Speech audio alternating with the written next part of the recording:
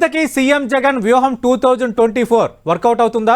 ఇదే అంశంపై మాట్లాడబోతున్నాం. ప్రస్తుతం 10 టీవీ స్టూడియోలో ఉన్నారు ప్రముఖ విశ్లేషకులు తెలకపల్లి రవి గారు. మనం చూస్తున్నాం అంటే వైఎస్ఆర్ కాంగ్రెస్ పార్టీకి సంబంధించి మార్పులు చేర్పులు అనేది ఒక హాట్ టాపిక్ అయింది నేషనల్ వైడ్. అంటే చాలా చోట్ల అసెంబ్లీ ఎన్నికలు కానీ లోక్సభ ఎన్నికలు వచ్చేటప్పుడు కొన్ని చోట్ల మార్పులు చేర్పులు జరుగుతుంటాయి, కానీ ఈ స్థాయిలో మార్పులు చేర్పులు జరగడం అనేది అటు తెలుగు రాష్ట్రాల్లోనూ ఇదే మొదటిసారి ఎక్కువ మంది చెప్పుకుంటున్న పరిస్థితి. ఇదొకటి. కానీ తర్వాత సోషల్ ఇంజనీరింగ్ అనటం, మళ్ళీ పార్టీని అసంతృప్తితో వీడిన వాళ్ళు తిరిగి మళ్ళీ పార్టీలోకి వస్తుండడం, అలాగే సామాజిక వర్గ సమీకరణాల్లో భాగంగా ఆయా జిల్లాల్లో ప్రాబల్యం ఉన్న వాళ్ళకి అవకాశం కల్పించడం, అంటే ఇవన్నీ చూస్తున్నప్పుడు ఏమనిపిస్తుంది సార్? అంటే ఈ వ్యూహం అనేది ఫలించేలానా ఉందా? దీని వెనక అసలు రీజన్ ఏంటంటే ఏం చెప్తారు మీరు? ఇటువైపు నుంచి వ్యూహం అనండి, లేకపోతే అటువైపు నుంచి వైసీపీ ఫైల్స్ అనండి, లేకపోతే రాజధాని ఫైల్స్ అన్నట్టుగా ఏదైనా ఇదంతా ఏదో యాదృచ్ఛికంగా జరిగిపోతుంది, అంత గందరగోళం అవుతుందని చాలా పెద్ద ప్రచారం జరిగింది. ఇఫ్ యూ రిమెంబర్, నేను కుందేలు తాబేలు కథ మీకు చెప్తూ వచ్చాం ముందు నుంచి కూడా. అంటే అంతా అయిపోయింది, తాబేలేమో మెల్లగా పోతూ ఉంటుంది, కుందేలేమో దూకుడుగా ఉంటుంది, చివరికి వచ్చేసరికి రిజల్ట్ వేరే అవుతుందని. వైసీపీ ఇవన్నీ చాలా ముందు నుంచి మొదలుపెట్టి దానికి సంబంధించిన సిగ్నల్స్ కూడా పంపించి చేశారు. ఇవన్నీ కూడా యాదృచ్ఛికంగా ఏం చేయలేదు, వ్యూహాత్మకంగా చేశారు వాళ్ళు.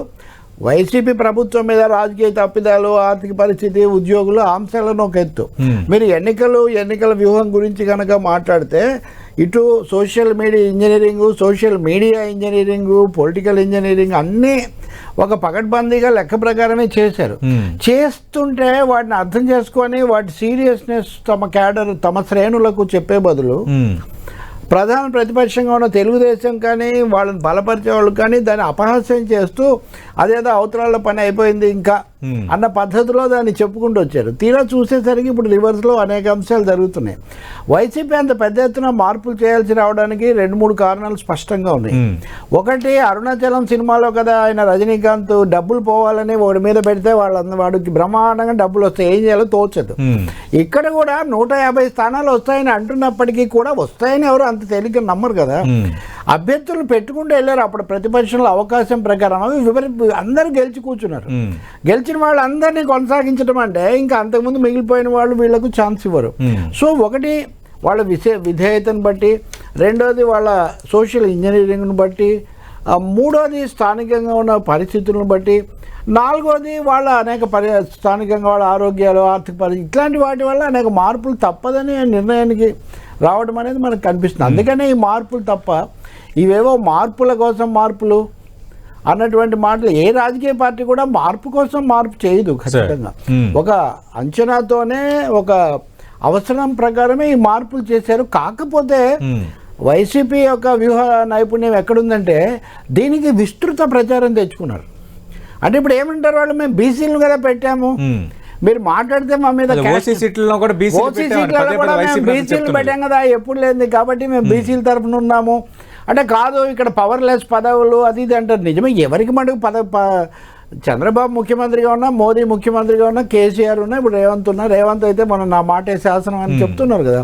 కాబట్టి మన దేశంలో సీఎంఓలు పిఎంఓలే పవర్ఫుల్ పార్టీల అధ్యక్షులు, అందులో ఏం సందేహం లేదు. కానీ ఇక్కడ మేము ఇస్తున్నాము, వాళ్ళని తగ్గించి వీళ్ళకి కింది వాళ్ళకి మేము ఇస్తున్నాము, బీసీలకు ఇస్తున్నాము, ఎస్సీ ఎస్టీలు అంతకుముందే ఉన్నారు, మేము 5 ఉప ముఖ్యమంత్రులను ఇచ్చాము, క్లెయిమ్స్ ఉన్నాయి కదా వైసీపీవి. దాన్ని ఇంకా స్ట్రెంథెన్ చేసుకునే దిశలో వెళ్ళారు. రెండోది కూడా ఒకటి ఉంది, 2 సార్లు అభ్యర్థులుగా ఉండి గెలిచి కాస్త పై తరగతులకు చెందిన వాళ్ళు కనుక ఉంటే వాళ్ళ పద్ధతి ఒక విధంగా ఉంటుంది. కొంత వాళ్ళని మార్చి కొత్త వాళ్ళని తీసుకొని వస్తే పని చేయించుకోవడానికి కానీ, లేకపోతే వాళ్ళు అక్కడ మేకైనట్టు తయారైన వాళ్ళు చాలామంది ఉంటారు.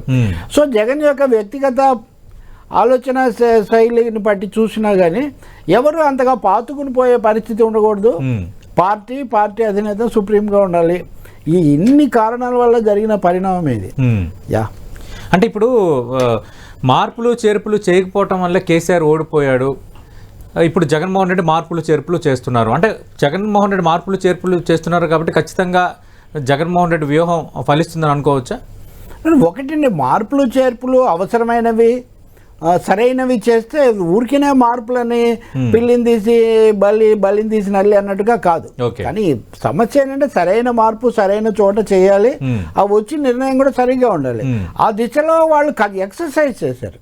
ఎక్సర్సైజ్ ఏంటి, అటు ఐపాక్ ద్వారా చేశారు, పార్టీ సోర్సెస్ ద్వారా చేశారు, కొన్ని బహిరంగంగా తెలుసు. కొంతమంది రోజు పార్టీని తిడుతూ ఉన్నారు అనుకో, ఎవరైనా వాళ్ళని ఎందుకు వాళ్ళని అట్టు పెట్టుకుంటారు, లేకపోతే సన్నుగుడు బ్యాచీలు ఇట్లాంటి వీళ్ళందరినీ కూడా.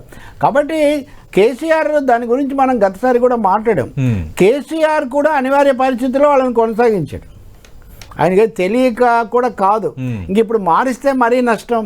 ఏదో అంటారే ప్రవాహ మధ్యంలో గుర్రాలను మార్చకూడదని, ఇప్పుడు మారిస్తే ఇబ్బంది అని ఆయన కొనసాగించారు. జరిగేది ఏదో జరుగుతుందని ఇలా జరిగింది. కాకపోతే జగన్ అప్పుడు కూడా కేసీఆర్ తప్పు చేస్తున్నారు అనే బలమైన అభిప్రాయంతో ఉన్నాడు. ఎందుకు అన్న ఇట్లా చేస్తున్నాడు అని తన సన్నిహితులతో అన్నాడని కూడా నేను విన్నాను ఆ దగ్గరగా ఉండే వాళ్ళతో. కాబట్టి ఆ పొరపాటు రిపీట్ కాకూడదు అనేది కూడా ఉంది. ఈ అనుభవం కూడా మీరు మోదీని చూడండి, మోదీని ఎగ్జాంపుల్గా తీసుకొని ఉండొచ్చు. జగన్ 4 రాష్ట్రాల్లో 3 రాష్ట్రాల్లో పూర్తిగా కొత్త ముఖ్యమంత్రులు పెట్టారు. అవును, అక్కడ కాకలు తీరిన శివరాజ్ సింగ్ చౌహాన్ ఉన్నాడని ఆయన ఏం పెట్టలేదు. 3 రాష్ట్రాల్లో అంతే. కాబట్టి అప్పుడప్పుడు వసుంధర రాజాను పక్కన పెట్టారు. చాలా strong contenders, candidates, former chief ministers వాళ్ళని పెట్టలేదే. కాబట్టి ఇక్కడ జగన్ సెంట్రిక్ అండి. వైసీపీ అనేది బేసిక్గా జగన్ సెంట్రిక్. ఆయన పథకాలు, ఆయన పాలన, ఆయన ఆకర్షణ, లేదా ఆయన పట్ల ఉన్న గురి, దీని మీదే అది జరగాలి. కాబట్టి మిగతా వాళ్ళని మార్చినంత మాత్రాన పెద్ద ఫరక్ అంటారే, పెద్ద తేడా ఏం పడదు అనే ఒక అంచనా కూడా. బట్ సోషల్ జస్టిస్ ఆ ప్లాంక్ను బలంగా కాపాడుకోవాలి. సో కింది కులాలు వీళ్లకు ఎక్కువ ప్రాతినిధ్యం ఇచ్చాం అనిపించుకోవాలి. ఇన్ని కారణాలు అక్కడ. వీటన్నిటితో భారీ ఎత్తున అది చేసే ఈ రోజుల్లో ఒకటే, గ్లోబలైజేషన్ ఈ ఎరాలో చేస్తే పెద్ద ఎత్తున చేయాలి. Do it big or don't do అని. చేస్తే పెద్దగా చెయ్యి, లేకపోతే చేయొద్దు. అంతేగాని అరకొరగా కుదరదు అనే ఒక అచ్చమైన బిజినెస్ మ్యాన్ లైక్ వ్యవహార సరళి రాజకీయవేత్త కదా, అందుకే ఇది పెట్టుకున్నట్టుగా కనిపిస్తుంది. అంటే ఈ మార్పులు చేర్పుల్లో భాగంగా కొందరు ప్రారంభంలో కొంత అసంతృప్తి స్వరం వినిపించారు, మళ్ళీ ఆ తర్వాత కొందరు మళ్ళీ వెనక్కి తగ్గారు. అలాగే అంటే అనుకున్నంత స్థాయిలో ఏదో జరిగిపోతుందంటే అది జరగలేని వాతావరణం. ఈ మేనేజ్మెంట్పై మీ వ్యాఖ్య ఏంటి? అదంతా ప్రచారం అండి. మీకు కనుక గుర్తుంటే ఇప్పుడు వాళ్ళు చేశారు కాబట్టి ఆ మాట అంటున్నారు, రేపొద్దున వీళ్ళు మొదలు పెడితే వీళ్ళకి కూడా ఆ పరిస్థితి వస్తుందని అన్నమాటే. ఇప్పుడు బుచ్చయ్య చౌదరి గారు ఎందుకు ఆవేదన చెందుతున్నారు, లేకపోతే ఇంకొక ఆయన ఏమవుతున్నాడు, ఆలపాటి రాజేంద్ర ఏమవుతున్నాడు. సో మీరు అక్కడికి వచ్చినప్పుడు ఆ సమస్య మీకు ఎదురవుతుంది. దాన్ని ముందుగా అవతల వాళ్ళ ఇబ్బంది మనకు సంతోషం అనుకోవడం వల్ల, లేదా మనకు అనుకూలం అనుకోవడం వల్ల ఈ సమస్య వాళ్ళందరినీ ఇముడ్చుకోగలిగిన పరిస్థితి కూడా లేదు వీళ్ళకు. ఇంకొక మాట, నేను ఇందాక చెప్పినట్టు 150 మంది గెలిచారు, ఇంకో 4 ఏదో బయట నుంచి వచ్చారు. వీళ్ళల్లో 3వ వంతు మందిని మారిస్తే కూడా 40 మంది అవుతారు కదా. అది చాలా ఎక్కువ అని బయట వాళ్ళకి కనపడవచ్చు, కానీ that is also because of the number. 151 మంది ఉన్నారు, వాళ్ళల్లో 22 మంది ఎంపీలు ఉన్నారు. కాబట్టి ఈ మార్పులు అన్నవి ఇవే మ్యాక్సిమం మార్పులు అని చెప్పగలిగింది ఏం లేదు.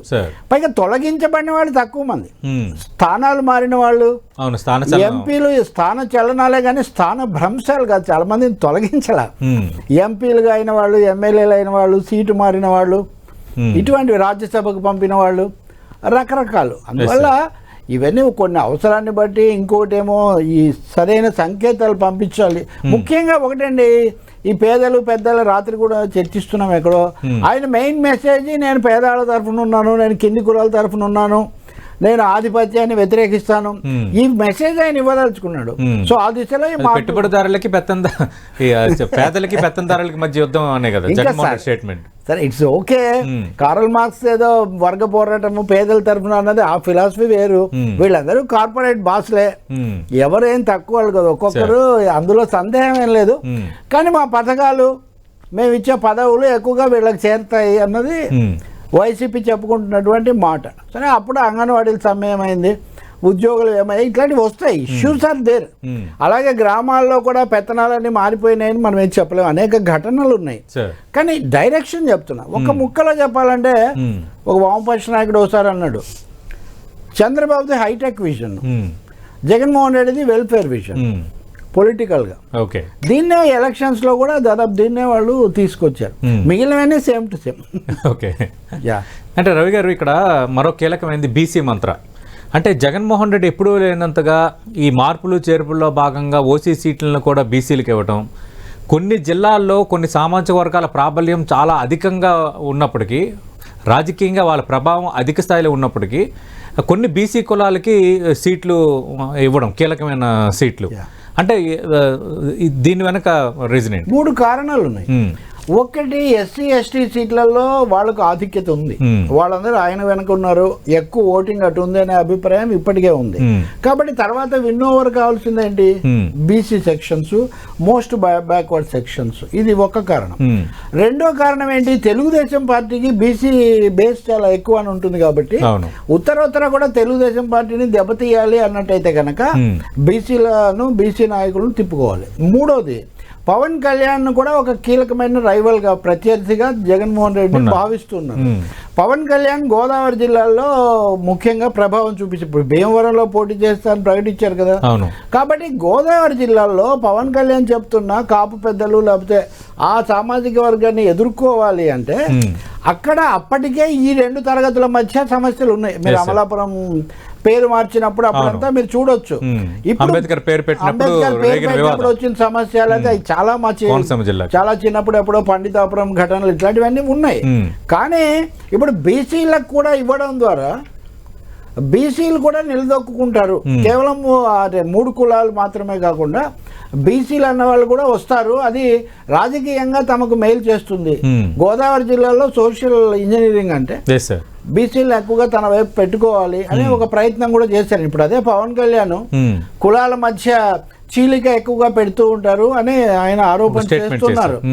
కులాల వారికి అందరూ మాట్లాడుతున్నారు, నేను ఎక్కువ పదవులు ఇస్తాను అంటే మీరు ఎట్లా అని ఆయన అంటాడు.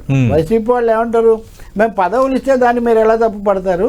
ఇంకొక చివరి విషయం ఏమంటే, ప్రశాంత్ కిషోర్ వ్యూహంలో ఏ రాష్ట్రంలో పనిచేసినా ప్రధాన సామాజిక తరగతులు ఏంటి, మన వైపు ఎవరున్నారు, లేని వాళ్ళని ఎవరిని ప్రధానంగా తెచ్చుకోవాలి అంటే లెక్కల్లో వీక్, సైన్స్ లో వీక్ అని కాన్సన్ట్రేట్ చేసినట్టుగా పలానా సెక్షన్స్ మీద ఫోకస్ పెట్టాలి అనే ఒక లాంగ్ టర్మ్ కోర్ స్ట్రాటజీ ఒకటి వైసీపీకి ఉంది. అందులో భాగంగా ఈ బీసీ ఫోకస్ అనేది ఆ విధంగా పెరుగుతుంది. ఇప్పుడు ప్రశాంత్ కిషోర్ లేడు నేనంటుంది. ప్రశాంత్ కిషోర్ లేడు, ఐపాక్ ఉంది. ఐపాక్ ఉంది. ఇప్పుడు ఐపాక్ బేసిక్ కోర్ స్ట్రాటజీ అండి. అందుకే nothing to do with Prashant Kishor లేకపోతే రాజ్ శర్మ ఎవరో వాళ్ళతో సంబంధం లేని విషయాలు ఇవి. ఒక లైన్ ఇలా ఉండాలని వాళ్ళు భావించుకున్నది ఒకటి, దాన్ని కొనసాగుతుంది. ఇంకోటి, ఆ సోషల్ ఇంజనీరింగ్ లో అవతలి వాళ్ళని ఎదుర్కోవటానికి తనకు ఒకరు పూర్తిగా తనతో రావాలి అంటే ఈ పద్ధతి ఉపయోగపడుతుంది. మీరు రాజ్యసభ సభ్యత్వాలు పంపినప్పుడు, అలాగే ఉప ముఖ్యమంత్రులను పెట్టినప్పుడు కూడా మీరు ఈ విషయం మీరు గమనించగలరు ముందు నుంచి కూడా. అంటే చంద్రబాబు ఒక ముక్కలో చెప్తాను, చంద్రబాబు నాయుడు నేను పెద్ద మాదిగని అనేవాడు, నేను పెద్ద బీసీని అనే ఒకటి జగన్మోహన్ రెడ్డి ఎస్టాబ్లిష్ చేసుకోదలుచుకున్నాడు. ఓకే, ఇప్పుడు రాజమండ్రి అలాగే నర్సాపురం లోక్సభ స్థానాలను ఒకే సామాజిక వర్గానికి ఇచ్చారు, శెట్టిపల్లి సామాజిక వర్గానికి. అలాగే ఎప్పుడు దాదాపు ఓసీ ఎంపీలు గెలుచుకుంటూ వస్తున్న నర్సరావుపేట యాదవ్ సామాజిక వర్గానికి, రాయలసీమ జిల్లాల్లో కురుబ అలాగే వాల్మీకి బోయ కమ్యూనిటీస్కి ప్రియారిటీ ఇవ్వటం, ఇవన్నీ ఖచ్చితంగా వర్కౌట్ అవుతాయంటారా జగన్మోహన్ రెడ్డికి? ఎందుకంటే తెలుగుదేశం పార్టీ మిగతా పార్టీలు కూడా అదే తరహా అభ్యర్థులను రంగంలో దించే వాతావరణం అసలు లేదంటారా? వాళ్ళు కూడా దించవచ్చు, కానీ వాళ్ళకేమో లిమిటేషన్స్, రెండోది అకామిడేట్ చేసుకోవటము, వివిధ పార్టీల మధ్య ఈ సమస్య ఒకటి ఉంది. రెండోది అధికార పార్టీగా ఉన్నందువల్ల పథకాలు అందరికీ చేరాయి కాబట్టి ఈ సెక్షన్స్ సాలిడ్ గా ఆకర్షిద్దాం అనేది వీళ్ళ ప్రయత్నం. తప్పకుండా పోటీ ఉంటుంది అటు ఇటు కూడా. రాయలసీమ జిల్లాలో ఉదాహరణకి ఇది ఉంటుంది.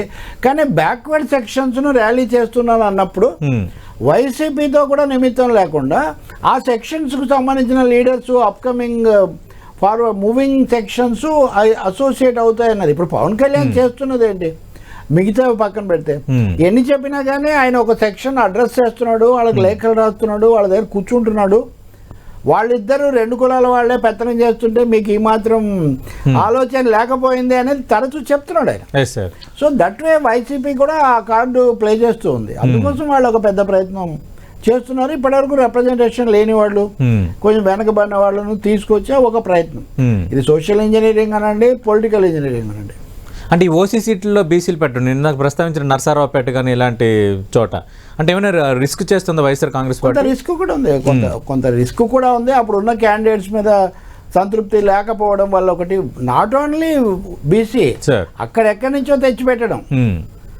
ఏది అనిల్ కుమార్ అవును, నెల్లూరు నుంచి తీసుకొచ్చి పెట్టడం. ఈ మార్పుల చేర్పుల్లో భాగంగా అలాగే జరిగే, జిల్లాలు మార్చారు చాలా. ఇక్కడ జరిగే అంటే ఈ సీట్లో గెలవకపోవటం అనే దానికంటే దీని ద్వారా వచ్చే సిగ్నల్స్ చాలా ముఖ్యమన్నది వాళ్ళ ఉద్దేశం. ఓవరాల్ గా అధికారం దృష్టిలో పెట్టుకున్నప్పుడు ఈ ఒక్క సీట్లో ఎట్లా జరుగుతుంది అనేది ఒకటైతే, ఓవరాల్ గా ఎలాంటి మెసేజ్ వెళ్తుంది, మనల్ని అధికారానికి దగ్గరగా చేస్తుంది అనే ఒక ఆశ. రెండోది కొంత సర్వేలు కూడా చేశారు, లేదన్నా కొన్ని సర్వేలు క్షేత్రస్థాయిలో చేసినవి అది కూడా ఉంది. తెలకపల్లి రావు గారు, మనం చాలా అంశాలు మాట్లాడుకున్నాం. ఇక కృష్ణా గుంటూరు ఈక్వేషన్కి వస్తే అక్కడ రాజధాని అంశం అనేది ఇప్పటికీ ఒక హాట్ టాపిక్ అని ఉంది. మీరు అనేది కొంచెం ముందు మాట్లాడండి. హిందూ ప్రముఖ పత్రిక స్టేట్ ఆఫ్ ప్లే అంటే రాజ్య కళ, దీని శీర్షిక పేరే. ఇందులో వీళ్ళు ఏమంటున్నారంటే, వైఎస్ఆర్ కాంగ్రెస్ ఇవన్నీ చేసిన తర్వాత well entrenched in the rural parts with welfare schemes అని. ఇప్పుడు ఇవన్నీ చాలా క్రమ పద్ధతిలో వెళ్ళటం వల్ల గ్రామీణ ప్రాంతాల్లో బాగా వేళ్ళు ఉనుకొని ఉన్నారని. గ్రామీణ ప్రాంతాల్లో కుల సమీకరణాల ప్రభావం ఎక్కువగా ఉంటుంది పట్టణ ప్రాంతాల్లో కంటే. సో వైఎస్ఆర్ పార్టీ అంశానికి ప్రాధాన్యత ఇవ్వడానికి గ్రామీణ ప్రాంతాల్లో వాళ్ళకు పట్టు ఎక్కువగా ఉండటం, లేదా ఓట్లు అక్కడ ఎక్కువ వస్తాయని ఆశించటం, అర్బన్ ఏరియాస్లో సహజంగా ఉండే అసంతృప్తి, ఉద్యోగ వర్గాలు, వ్యాపార వర్గాలు, పెట్టుబడులు, ఇవన్నీ. కాబట్టి అది కూడా ఒక కారణం, ముఖ్యంగా వాళ్ళ స్వభావం, character of the party. Okay, మీరు అదే సార్, కృష్ణా విశాఖపట్నం అదే అంటే కృష్ణా గుంటూరు జిల్లాలకు సంబంధించి రాజధాని, అమరావతి రాజధాని అంశం అనేది ఒక కీలకమైంది. ఇప్పటికీ ఉద్యమం కొనసాగుతున్న వాతావరణం.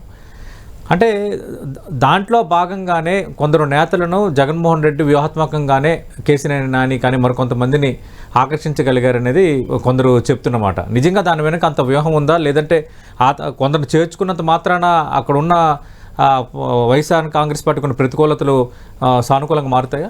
అంటే మీరు అడిగేది ఏంటంటే, రాజధాని సమస్య వల్ల వచ్చిన అసంతృప్తిని ఈ సామాజిక తరగతులను కలుపుకోవడం వల్ల అధిగమించవచ్చని వాళ్ళు భావిస్తున్నారు అనేది, అది బహుశా మీ ప్రశ్న ఉద్దేశం అది అయి ఉండాలి. ఒకటేమో రాజధాని ప్రభావం అనేది అక్కడ ఎక్కువగా ఉంటుంది ఆ ప్రాంతంలో, కానీ అది అనీవెన్ గా ఉంటుంది, అన్ని చోట్ల ఒకటే ఉంటుందని మనం చెప్పలేం. 29 గ్రామాలు, ఆ పక్కన తాడికొండ, ఇటు మంగళగిరి, ఈ నియోజకవర్గాలు ఇంతవరకు. మిగిలిన దగ్గరికి వస్తే రకరకాల అభిప్రాయాలు ఉన్నాయి. మీరు గమనించారో లేదో, ఈరోజు పత్రికల్లో చింతామోహన్ మాజీ కేంద్ర మంత్రి తిరుపతిని రాజధాని చేయాలని ప్రతిపాదిస్తున్నాడు. ఆయన కాంగ్రెస్, అదే షర్మిలకు తెలిసి చెప్పాడా లేదా నాకు తెలియదు. ఇంకా నా హైదరాబాద్ కొనసాగించాలని కాకుండా తిరుపతిని చేయాలని. అంటే రాజధాని మీద స్థూలంగా ఏకాభిప్రాయం అనేది ఇప్పటికి కూడా లేదు. చంద్రబాబు ఏదో పెట్టాడు, పూర్తి చేస్తే బాగుంటుంది, మళ్ళీ ఇది ఎందుకు డిస్టర్బెన్స్ అని మనలాంటి వాళ్ళని చెప్పడం తప్ప, రాజకీయ వర్గాల్లో అన్ని ప్రాంతాల్లో దాన్ని బట్టే ఓటేస్తారని నేను చెప్పలేం. విజయవాడ వాళ్ళల్లో కూడా అసంతృప్తి ఉంది. ఎందుకని, నిజానికి విజయవాడని బేస్ చేసుకొని చంద్రబాబు రాజధానిని డెవలప్ చేస్తుంటే చాలా న్యాచురల్గా, చాలా హిస్టారికల్గా ఉండేది. కానీ కొత్తగా ఒకటి కట్టాలి, A to Z ఇప్పుడు నిర్మించాలనుకోవడం వల్ల చాలా సమస్యలు వచ్చాయి.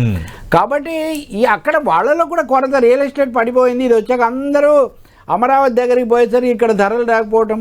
అందుకని మీరు ఒకటే ఉంటుంది అనుకోకండి, గుంటూరులో అయినా, విజయవాడలో అయినా, తెనాలిలో అయినా అందరూ అమరావతికి వెళ్ళాలని భావిస్తున్నారని కాదు, తప్పకుండా అది అక్కడ ఒక అసంతృప్తి విషయమే. కానీ దాన్ని దీంతో ఎదుర్కొంటారని మనం ఏం చెప్పలేం. సోషల్ కాంపోజిషన్ రీత్యా, అంటే సామాజిక పొందిక రీత్యా గుంటూరు, కృష్ణా జిల్లాలు గడ్డుగా ఉంటాయి, తెలుగుదేశం కోణంలో కొంచెం అనుకూలత ఉంటుంది అనే ఒక అంచనా వైసీపీకి ఉంది.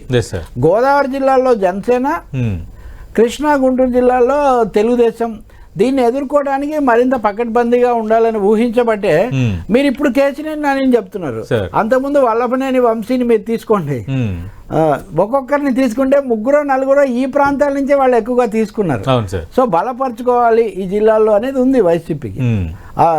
ఇప్పుడు నర్సరావుపేట కూడా ఆ ప్రాంతానికి గుంటూరు జిల్లానే కదా, పాత గుంటూరు జిల్లా. కాబట్టి ఇవన్నీ ఉన్నాయి, జాగ్రత్తగానే అడుగులు వేస్తున్నారు.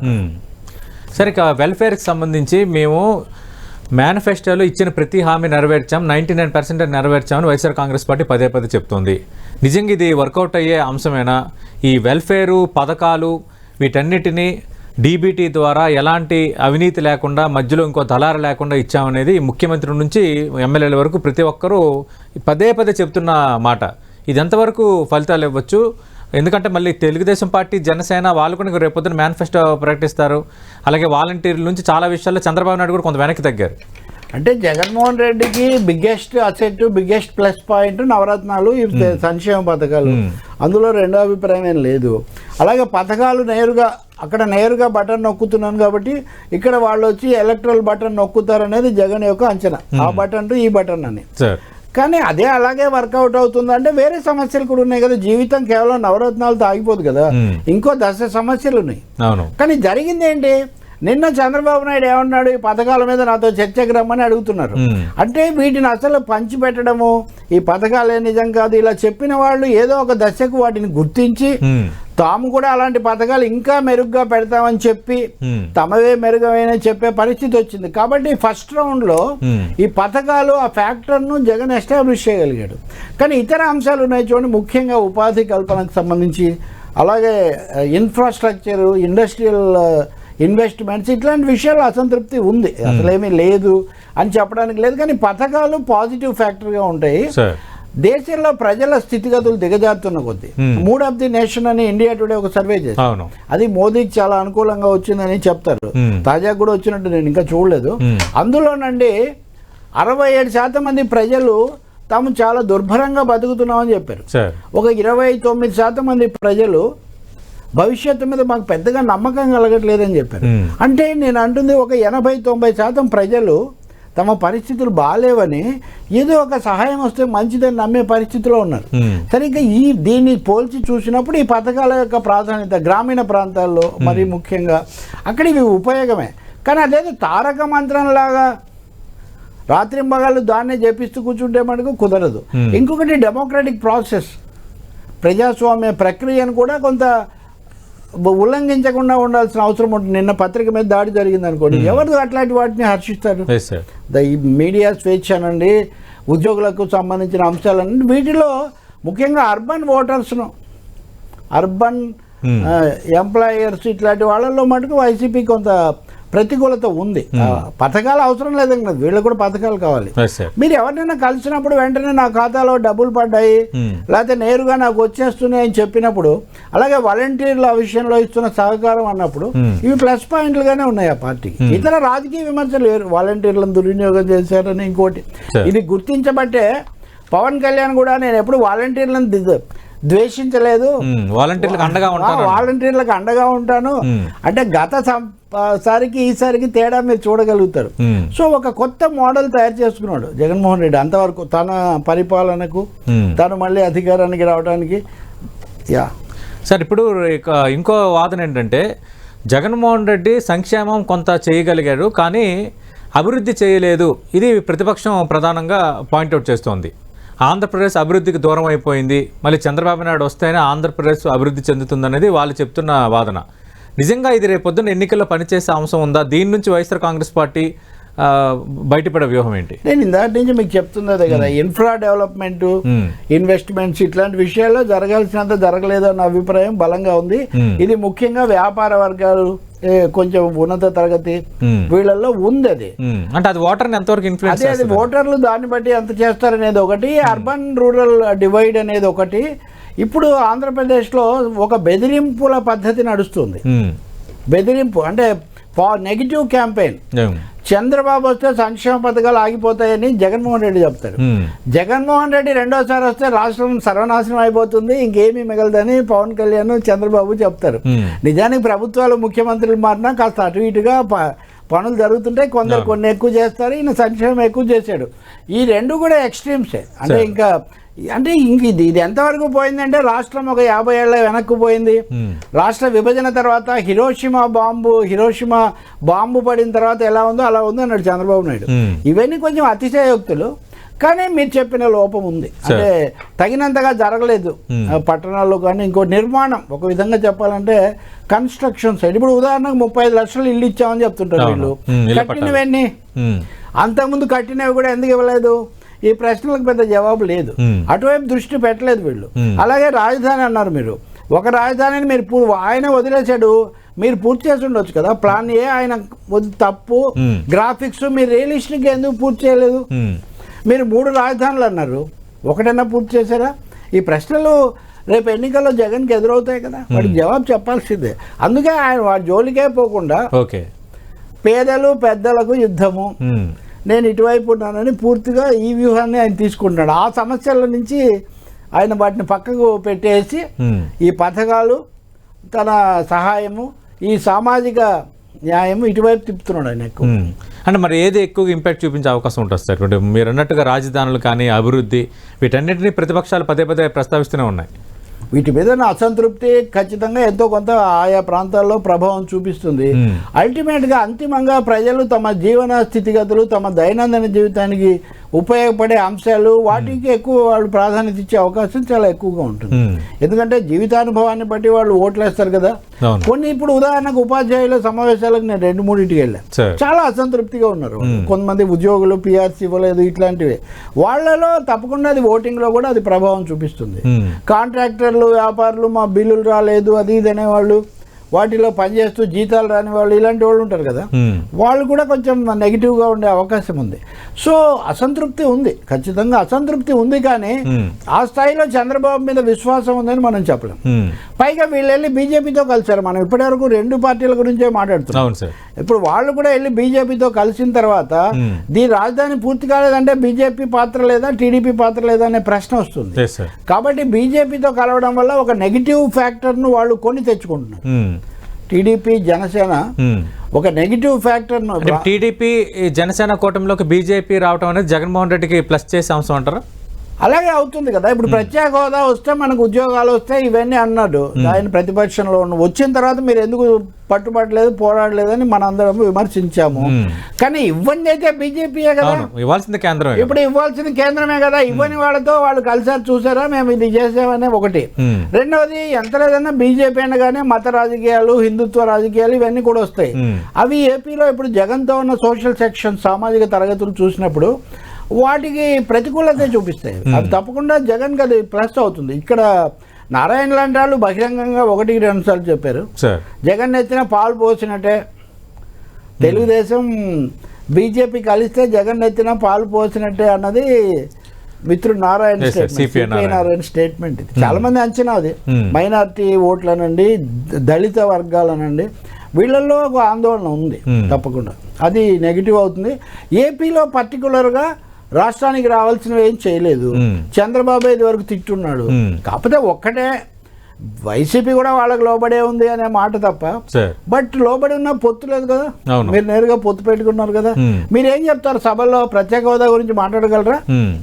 ఇప్పుడు మాట్లాడలేరు. అవును, విశాఖ ఉక్కు గురించి మీరు మాట్లాడలేరు. అంటే రవి గారు క్లారిటీ చెప్పండి సార్. అంటే విశాఖ ఉక్కు స్టీల్ ప్లాంట్ ప్రైవేటీకరణ కానీ, ప్రత్యేక హోదా కానీ, విభజన హామీలు నెరవేర్చకపోవడం కానీ, రైల్వే జోన్కి సంబంధించి పూర్తి క్లారిటీ ఇవ్వకపోవడం, వెనుకబడిన జిల్లాల ప్యాకేజ్ ఇవ్వకపోవడం, ఇవన్నీ నిజంగా పబ్లిక్ అంత సీరియస్గా తీసుకునే అంశాలుగా ఉన్నాయా? అంటే ఓటర్లను ప్రభావితం చేసే అంశాలుగా ఉన్నాయా? 2 అంశాలండి. నా చేత నీ చేతను వరమడిగిన కుంతి చేత వాసుకు చేతనని ఒక్కొక్కటి ఒక చోట. విశాఖపట్నంలో ఉక్కు ప్రభావం చూపించకుండా ఉంటుందని మీరు చెప్తారా? గంగవరం ఎయిర్పోర్ట్ గురించి రాకుండా ఉంటుందా విశాఖలో? నెల్లూరు జిల్లాలో కృష్ణపట్నం గురించి కొంత ప్రభావం పడదా? కర్నూలుకి వెళ్తే హైకోర్టు రాకుండా వీళ్ళు అడ్డుపడ్డారు అని చెప్తే అది ప్రభావం కొంత పడదా? ఇట్లా మీరు స్థానికంగా ఉంటుంది, అక్కడ ఉన్న పరిస్థితులను బట్టి ఉంటుంది. అక్కడ ఎవరు ఎక్కువగా ఉన్నారు? ఉదాహరణకు సముద్ర తీర ప్రాంతంలో మత్స్యకారులను, వాళ్ళని ప్రభావితం చేసే అంశాలు ప్రభావం చూపిస్తాయి. మహిళలకు సంబంధించిన ఘటనలు కొన్ని జరిగిన చోట అక్కడ అవి ప్రభావం చూపిస్తాయి. అంతా గీత గీసినట్టు పైనుంచి కింది వరకు ఒకటి కామన్ ఫ్యాక్టర్స్ చాలా ఉంటాయి. But at the same time sectional, regional, local, political, social, ఈ ఫ్యాక్టర్స్ అన్ని కూడా ఉంటాయి. తప్పకుండా ప్రజలంతా చైతన్య రహితుల. ఇంకొక మాట, మనం ఇందాకటి నుంచి ప్రతిపక్షానికి అనుకూలమైన అంశము అర్బన్ ఓటర్స్ వీళ్ళు అంటున్నాం. వాళ్లే కదా ఈ విషయాలు ఆలోచించేది. ఈ రూరల్ ఓటర్స్ వాళ్ళ పథకాల గురించో జీవితాన్ని గురించో చేస్తారనుకుంటే అర్బన్ ఓటర్స్ ఎక్కువగా ఈ విషయాలు ఆలోచిస్తారు కదా. ఉద్యోగ వర్గ నిరుద్యోగులు చదువుకున్న నిరుద్యోగులు ఎక్కడ ఉంటారు? వాళ్ళకి విశాఖ ఉక్కు ఇట్లాంటివి కనబడవా? అందుకని ప్రజలు కేంద్రాన్ని గురించి అసలు ఆలోచించరు, లేకపోతే రాష్ట్రానికి రాని వాటి గురించి అసలు ఏం ప్రభావమే ఉండదు అనుకోవడం చాలా పొరపాటు. అది బహుశా నేను అనుకోవడం చంద్రబాబు నాయుడు కూడా గుర్తిస్తున్నాడు. మీరు ఒక 6 నెలల కిందట చూస్తే హైటెక్ సిటీ కట్టడము, హైదరాబాదు, లేకపోతే ఇవే మాట్లాడేవాళ్ళు. ఇప్పుడు వాటి వాటా తగ్గుతోంది. ఇప్పుడు చెప్పేటప్పుడు ఏదో ఉత్సాహం కోసం చెప్పడం తప్ప పొలిటికల్గా ఎలా విన్ ఓవర్ చేసుకోవాలి అనే దాని మీద ఎక్కువగా శ్రద్ధ పెట్టడం కనిపిస్తుంది మనకు. అలాగే ఇంతగా ఐక్యత, మేము పొత్తుల కోసం వాళ్ళు వెంటబడడంలో కూడా అదొకటే చాలదు, ప్రాక్టికల్గా విన్ ఓవర్ కావాలనేది కూడా వాళ్ళు గుర్తిస్తున్నారు. ప్రభావం తప్పకుండా ఉంటుంది, ఇద్దరి మీద ఉంటుంది, నేరుగా పొత్తు పెట్టుకున్న వాళ్ళ మీద ఎక్కువగా ఉంటుంది. అందుకనే ఇప్పుడు ఏపీలో ఎట్టకేలకు anti BJP atmosphere, anti BJP front ఒకటి ఏర్పడింది. నిన్న వామపక్షాలు, కాంగ్రెస్, జేడీ లక్ష్మీనారాయణ పార్టీ, ఆమ్ ఆద్మీ వీళ్ళందరూ కలిసి ఒక సదస్సు పెట్టారు. అంతకుముందు బీజేపీ వ్యతిరేక అన్న మాటే లేదు కదా. సో ఇప్పుడు ఒకటి వచ్చిన తర్వాత వీళ్ళ కోట్లు రావడం ఒకటైతే దీని ప్రభావం అక్కడ కూడా పడుతుంది కదా. కాబట్టి కేవలం జగన్ ఒకడు, జగన్ అవినీతి లేదా జగన్ పాలనలో తప్పులు, ఏకపక్షం వీటితో పాటు కేంద్రం బీజేపీ మత రాజకీయాలు, టీడీపీ బీజేపీతో కలవడం అనేది జగన్మోహన్ రెడ్డి నెత్తిన పాలు పోసినట్టే రాజకీయ అన్నదే మా సిపిఐ నారాయణ గారి మాట. అది మేలు చేస్తుందని వైసీపీ వాళ్ళు భావిస్తున్నారు. తప్పకుండా అది ఆయనకే మేలు చేస్తుంది. ఎందుకంటే ఒకటేమో క్యాస్ట్ సోషల్గా చూసినప్పుడు మతతత్వ రాజకీయాలు అనేవి ఒకటి, రెండోది ఏపీకి ప్రత్యేకించి ప్రత్యేక హోదా, పోలవరం, విశాఖ ఉక్కు, లోటు బడ్జెట్ భర్తీకి నిధులు ఇవ్వకపోవడం, ఈ అంశాలన్నీ అలాగే ఉన్నాయి, ఏది పరిష్కారం కాలేదు. తాజాగా జగన్మోహన్ రెడ్డి వెళ్ళి వచ్చిన తర్వాత కూడా కేంద్రం నుంచి ఒక్క ప్రకటన కూడా రాలేదు. పురంధేశ్వరి ఎన్ని మాట్లాడినా రాష్ట్రం గురించే మాట్లాడుతున్నారు కానీ కేంద్రం నుంచి ఏం తెచ్చారండి? నిన్న నిజానికి మోదీ 20వ తారీఖు ఎప్పుడో వస్తాడన్నారు, కానీ ఆయన వర్చువల్గా అక్కడి నుంచే దాన్ని ప్రారంభించాడు, కర్నూలు, విశాఖ. అంటే చెప్పుకోవడానికి ఏం లేదు, ఇప్పుడు వస్తే ఆ సమస్యలన్నీ వస్తాయని. కాబట్టి ఏం చెప్పుకుంటారు అంత, అది కూడా కాదు, ఒక డిఫెన్స్లో పడిపోతాడు చంద్రబాబు నాయుడు. మీరు 2018లో బయటకు వచ్చారు, ధర్మయుద్ధం చేశారు, బీజేపీని బాగా విమర్శించారు, అందులో ఏది మారిందని ఇప్పుడు మీరు బీజేపీతో కలిశారు. ధర్మయుద్ధం అజెండా మారిందా? ఏం మారలేదే. మరి బీజేపీ ఆయన పక్కన పెట్టుకుని ఏం చెప్తారు? మోదీ మళ్ళీ చెప్పగలరా? ఏది ఢిల్లీని మించిన రాజధాని కట్టిస్తామన్నారు, కట్టించలేదు. ఇవన్నీ ఉన్నాయి కదా. కాబట్టి వైసీపీ మీద విమర్శలు ఒక ఎత్తు అయితే, చంద్రబాబు కూడా కొన్ని విమర్శలు తీసుకోవాల్సి ఉంటుంది. మోదీ మీద విమర్శలకు కూడా ఆయనే బాధ్యత వహించాల్సి ఉంటుంది. రైట్. ఇంకోటి అంటే యాక్చువల్గా వైఎస్ఆర్ కాంగ్రెస్ పార్టీ అధికారంలోకి వచ్చిన తర్వాత ఎప్పుడు చేయాలన్నంత అప్పులు చేశారు అని విపక్షాలు పదే పాయింట్అవుట్ చేస్తున్నాయి. అప్పులు ఆంధ్రప్రదేశ్గా మార్చేశారని.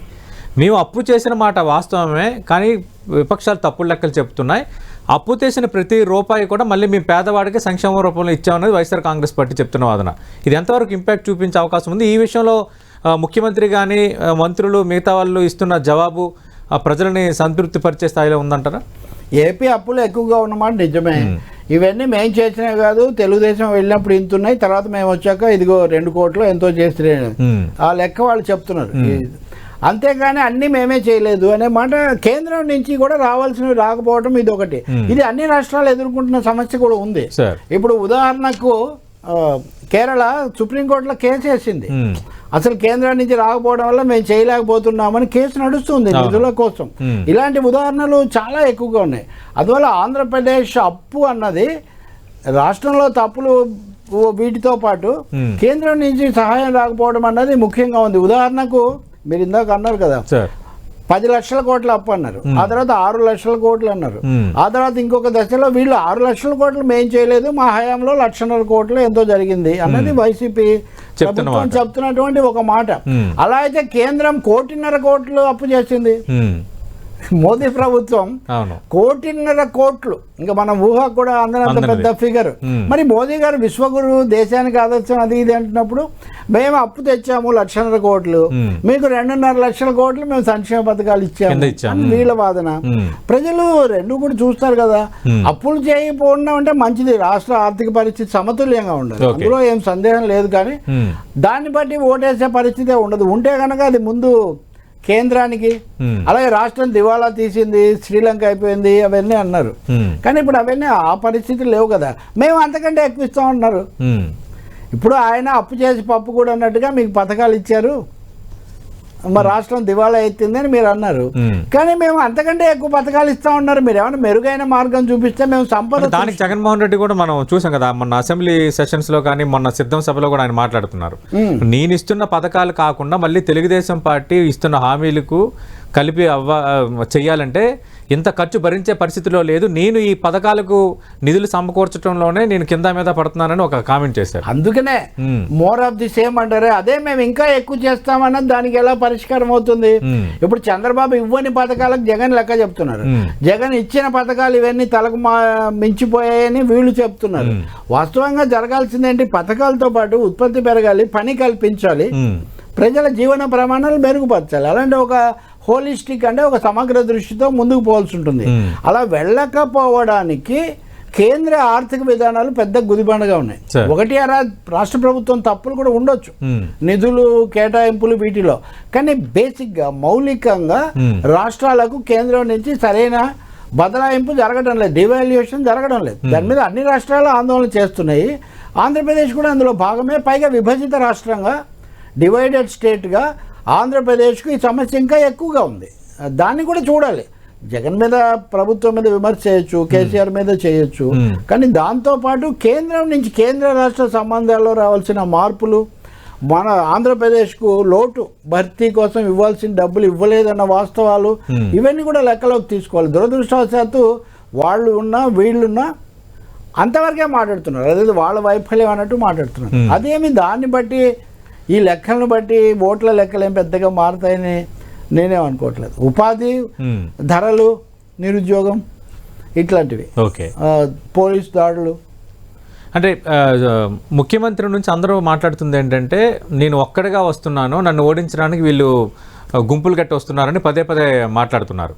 చివరికి అటు భారతీయ జనతా పార్టీతో కూడా పొత్తుకు సంసిద్ధమయ్యారు. మేము ఎవరితో పొత్తులు పెట్టుకోమో, ఒంటరిగా వెళ్తామని పదే పదే వైఎస్ఆర్ కాంగ్రెస్ పార్టీ చెప్పే మాట. నిజంగా ఈ పొత్తుల పైన ముఖ్యమంత్రి కానీ వీళ్ళందరూ మాట్లాడుతున్న అది వర్కౌట్ అయ్యే వాతావరణం ఉందా? పబ్లిక్ దాన్ని సీరియస్గా తీసుకునే వాతావరణం ఉందా? అదే ఈ సింగిల్ సింహం థియరీ ఒకటి ఉంది కదా, సింగిల్ సింహం సింగిల్ గానే వస్తుంది ఈ పద్ధతిలో. ఇప్పుడు పవన్ కళ్యాణ్ అంటున్నాడు అదే, ఏమని అంటే సింహాలు ఇవన్నీ అడవుల్లో ఉండాలి, సమాజంలో ఉండకూడదు ఈ పద్ధతిలో. ఇవన్నీ పంచ్ డైలాగులు, వీటి వల్ల ఏ పనేమి లేదు. కానీ బట్ వైసీపీ ఎవరితో కలిసే పరిస్థితి ఏం లేదు. కలవడానికి ఎవరున్నారు అసలు? బీజేపీతో సోషల్ ఈక్వేషన్ ప్రకారం క్రైస్తవ అనే పార్టీతో హిందుత్వ పార్టీ కలవదు, తెలుగుదేశం ఎలా కలవదు, పవన్ కళ్యాణ్ నేనే నెక్స్ట్ ముఖ్యమంత్రి అన్న ఆయన కలవడు, కమ్యూనిస్టులేమో బీజేపీతో పరోక్ష పద్ధతి ఉంది కాబట్టి, పొత్తు ఉంది కాబట్టి వాళ్ళు కూడా కలవరు. కాబట్టి జగన్ ఒంటరే దాన్నే అంటే అటల్ బిహారీ అద్వానీ వాళ్ళ వ్యూహం కరెక్టేనా అని అంటే జగన్మోహన్ రెడ్డి వ్యూహం అనివార్యం అంట. ఒక అనివార్యతనే ఒక గొప్పగా చెప్పుకుంటున్నారు. అంటే మేకింగ్ ఏమనాలి, వర్చ్యూ ఆఫ్ ఏ నెసెసిటీ అంటారు. అంటే ఒక అవసరాన్నే ఒక అలంకారం లాగా చూపించడం. ఎల్కే అద్వానీ కూడా బీజేపీది స్ప్లెండిడ్ ఐసోలేషన్ అనేవాడు, అంటే అద్భుతమైన ఒంటరితనం అని.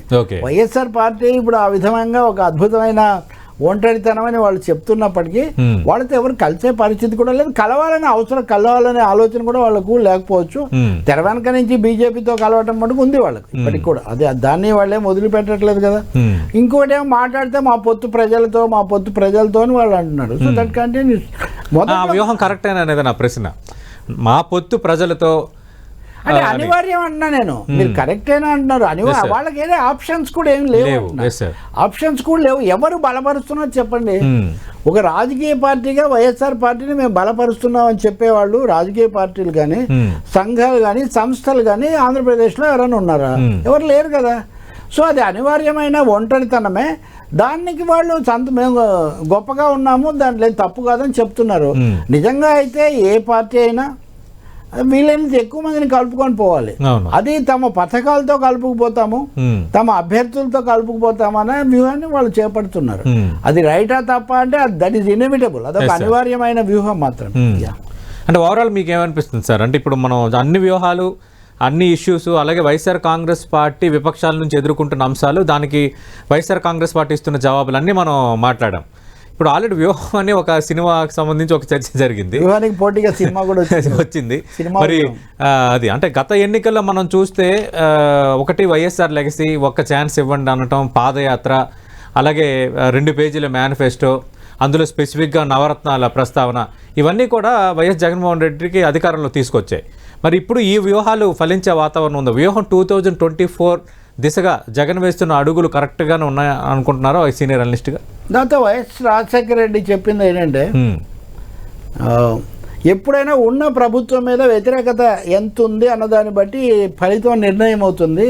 ప్రతిపక్షం ఎంత ఆకర్షణ చూపిస్తుంది అనేది అది కాదు. నేను అన్నాను అప్పుడు మీరు ప్రజా ప్రస్థానం చేస్తే కదా అంటే అవన్నీ తర్వాత స్వామి, ముందు ప్రభుత్వం మీద అసంతృప్తి ఉంటే ఇవన్నీ పనిచేస్తాయని చెప్పారు.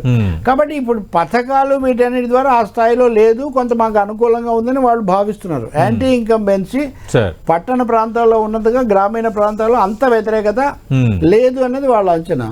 రెండవది టీడీపీ అంత కాన్ఫిడెంట్గా ఉందా అన్న ఒక ప్రశ్న కూడా.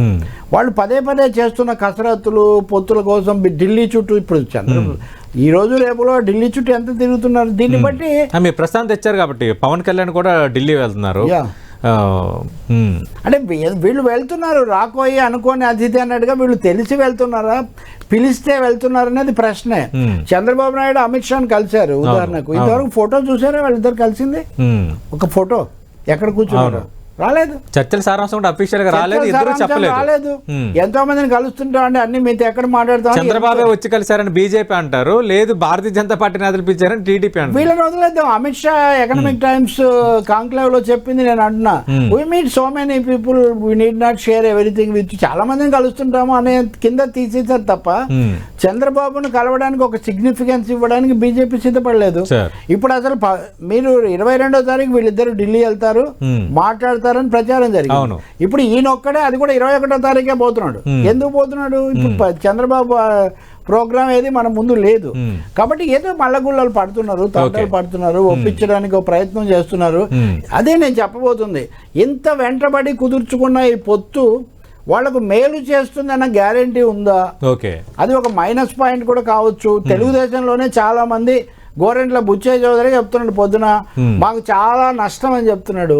సో తెలుగుదేశం వాళ్ళే నష్టదాయకమైన ఒప్పందమైన ఒక పెద్ద సెక్షన్ చెప్తుంటే కోరి కోరి కుదుర్చుకుంటున్నారంటే ఎంత ఆందోళన ఉండాలి. నేను మోడీ గురించి కూడా అదే చెప్తా. మోడీకి అంత రెడీ అయితే, అంత గొప్పగా ఉన్న మోడీ నితీష్ కుమార్ని ఎందుకు వెనక్కు రానిచ్చాడు? అంత తిట్టినటువంటి చంద్రబాబు గురించి కనీసమైన అవకాశం ఎందుకు ఇస్తున్నాడు? చిన్న చిన్న ఒక్క సీటు కూడా లేని పార్టీలను ఎందుకు చేర్చుకుంటున్నారు? ఇవన్నీ దేన్ని సూచిస్తున్నాయండి? సో మేకపోతు గాంభీర్యం ఎంత చూపించినా కానీ ఇప్పటికీ అధికార పార్టీకి ఉన్నదేదో ఉంది. మీరు అడిగారండి స్పెసిఫిక్గా, నేను చివరి విషయం చెప్తా. అది సీట్ల సంఖ్యలో మీరు ఎన్నికల చర్చ కదా చేశారు. తెలుగుదేశం పార్టీ సొంతంగా ఒక 5-6 సంస్థలను పెట్టి సర్వే చేయించారు. సర్వే, ఆ సర్వే ఒకే సీటు ఒక రీజన్, ఒక సర్వేను క్రాస్ చేసి ఇంకోటి ఇట్లా చేశారు. ఇవన్నీ చేసిన తర్వాత వాళ్ళకు ఒక 100-110 సీట్స్ వస్తాయని తేలింది. ఇంత ఫిల్టర్ ఇట్లా చేస్తే అంటే మినిమం 110 అంటే మినిమం మెజారిటీ. వైఎస్ఆర్ పార్టీ విషయంలో బీజేపీని జగన్మోహన్ రెడ్డి కలిసినప్పుడు ఇతర సందర్భాల్లో వాళ్ళు బీజేపీ వాళ్ళు వైసీపీకే ఛాన్స్ ఉండొచ్చు, 120 సీట్ల దాకా రావచ్చు అనే అంచనా వాళ్ళు వీళ్ళకి ఇచ్చారు. సో పొత్తుకు అంత ఆసక్తి చూపకపోవడానికి అది కూడా ఒక కారణం అని. కుదుర్చుకున్న తర్వాత మళ్ళీ 120 సీట్లతో వాళ్ళు గెలిస్తే మనం అనవసరంగా డిఫీటెడ్ పార్టీలో ఉండిపోతాం, వ్యతిరేకించిన వాళ్ళం అవుతామని. అందుకని ఇప్పటికీ మీరు అంచనా అడిగారు కాబట్టి it will be very tough fight, taken for granted గా అయిపోయింది అని ప్రతిపక్షమే భావించట్లేదు. అధికార పక్షం అదనంగా జాగ్రత్త తీసుకుంటున్న పరిస్థితి మనకు కనిపిస్తుంది. రైట్, థ్యాంక్ యూ రవి గారు. ఇది ఆంధ్రప్రదేశ్ ముఖ్యమంత్రి వైఎస్ఆర్ కాంగ్రెస్ పార్టీ అధినేత వైఎస్ జగన్మోహన్ రెడ్డి 2024 ఎన్నికలే టార్గెట్గా పన్నుతున్న వ్యూహంకు సంబంధించి 10 టీవీ విశ్లేషణ. అటు సోషల్ ఇంజనీరింగ్ కానీ, అలాగే మార్పులు చేర్పులు, అలాగే మిగతా అన్ని అంశాలు అన్నీ కొంచెం స్ట్రాటజిక్ మూవే కనిపిస్తోంది. బట్ రేపు పొద్దున్న చూడాలి ప్రజలు దాన్ని ఏ విధంగా తీసుకుంటారో, ఎట్లా డిసైడ్ చేస్తారు. అలాగే ఇటు టీడీపీ, జనసేన ఒక భారతీయ జనతా పార్టీతో పొత్తు కుదిరిన తర్వాత వాళ్ళు తెర ముందుకు తెచ్చే ఈక్వేషన్స్, వీటన్నిటి నడుమ రేపొద్దున ఆంధ్రప్రదేశ్లో ఏం జరగబోతుందనేది అత్యంత ఆసక్తికరంగానే మారుతోంది. ఇది 10 టీవీ ప్రైమ్ టైమ్ అనాలిసిస్.